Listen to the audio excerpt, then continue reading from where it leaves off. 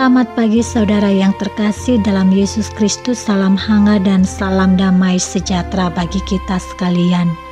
Kita kembali merenungkan firman Tuhan pada pagi hari ini dari Lukas pasal 12 ayat 20-21, demikian bunyinya. Tetapi firman Allah kepadanya, hai engkau orang bodoh, pada malam ini juga jiwamu akan diambil daripadamu, dan apa yang telah kau sediakan untuk siapakah itu nanti? Demikianlah jadinya dengan orang yang mengumpulkan harta bagi dirinya sendiri, jikalau ia tidak kaya di hadapan Allah. Saudara yang terkasih, bukanlah hal yang salah bila kita mencari dan mengumpulkan harta, sebab kita memang memerlukan untuk mencukupi kebutuhan dasar penghidupan seperti sandang, pangan, dan papan. Namun demikian, bukan pula hal yang benar bila hidup kita sepenuhnya difokuskan hanya untuk terus mencari bahkan menimbun harta kekayaan, apalagi dimaksudkan hanya untuk diri sendiri. Keseluruhan pasal 12 kitab Lukas awalnya memperlihatkan seseorang di antara orang banyak yang ingin meminta bantuan Yesus mengenai perkara warisan dengan saudaranya. Yesus menolak permintaan tersebut karena ia memahami bahwa permasalahan warisan tersebut agaknya bersumber dari ketamakan dan keegoisan diri. Yesus justru memaparkan sebuah perumpamaan tentang kemahakuasaan Allah melebihi harta.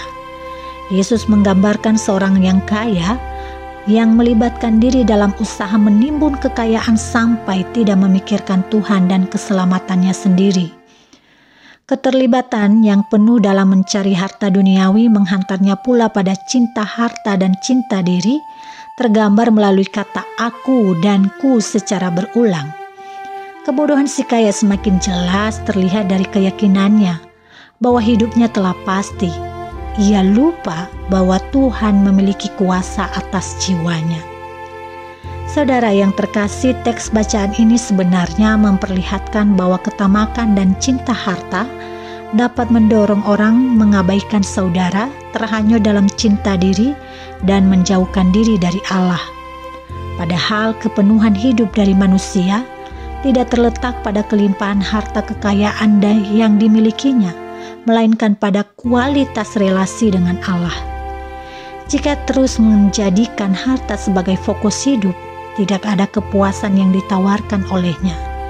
Demikianlah peribahasa Romawi berkata, uang adalah sebagai air laut, makin diminum, makin haus orang. Jika demikian, kepuasan kita tidak bisa mendapatkan dari harta, maka hanya satu yang kita butuhkan untuk memenuhi kepuasan jiwa kita, yaitu Tuhan. Ketika kita telah memiliki Tuhan dalam kehidupan kita, maka kita mendapatkan segala-galanya darinya. Tuhan kiranya menolong kita. Mari kita berdoa. Bapa yang baik, mampukan kami untuk bisa menempatkan harta kekayaan pada tempat yang semestinya dalam hidup kami. Mampukan kami untuk menempatkan Allah sebagai yang utama pemuas hidup kami.